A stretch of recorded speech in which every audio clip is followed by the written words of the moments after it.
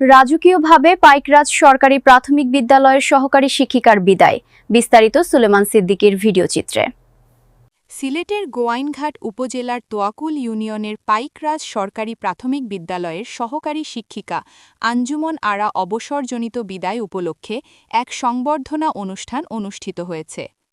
২৮ March শনিবার বিকেল ৪টায় প্রাক্তন শিক্ষার্থীবৃন্দ ও পাইকরাজ গ্রামবাসীর আয়োজনে আয়োজক কমিটির সভাপতি বর্তমান মেম্বার বিলাল উদ্দিনের সভাপতিত্বে ও নাসির উদ্দিনের সঞ্চালনায় প্রধান অতিথি বক্তব্য রাখেন উপজেলা নির্বাহী অফিসার রতন কুমার অধিকারী।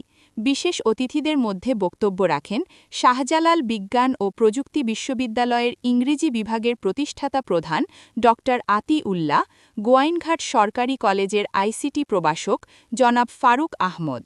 উপস্থিত আছেন উপজেলা প্রাথমিক শিক্ষার মান উন্নয়নে যিনি অক্লান্ত পরিশ্রম করে যাচ্ছেন ইউআরসি প্রশিক্ষক জনাব আতাউর রহমান ও আরও বক্তব্য রাখেন সহকারী শিক্ষা অফিসার বশির শরীফ, পাইকরাজ সরকারি প্রাথমিক বিদ্যালয় সাবেক সহকারী শিক্ষক ফারুক উদ্দিন এলাকার অতিথিবৃন্দ।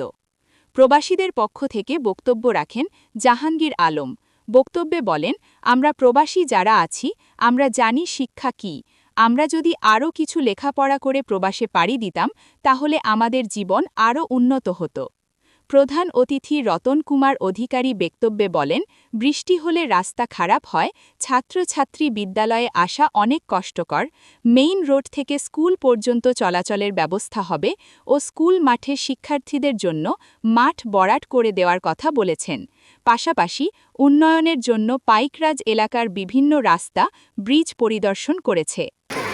অবসরজনিত বিদায় উপলক্ষে অবসরজনিত বিদায় সংবর্ধনা অনুষ্ঠানের সম্মানিত সভাপতি পাইকরাজ সরকারি প্রাথমিক বিদ্যালয়ের সম্মানিত শিক্ষিকা, আমাদের বিদ্যালয়ের সবাই প্রধান শিক্ষক জনাবুল আমিন স্যার, আমি স্যারকে অনুরোধ অনুষ্ঠানে উপস্থিত প্রধান অতিথি, বিশেষ অতিথিবৃন্দ, আজকে আমি সহ এই স্কুল থেকে অনেক শিক্ষার্থী বের হয়ে ভালো ভালো জায়গায় প্রতিষ্ঠিত হয়েছেন।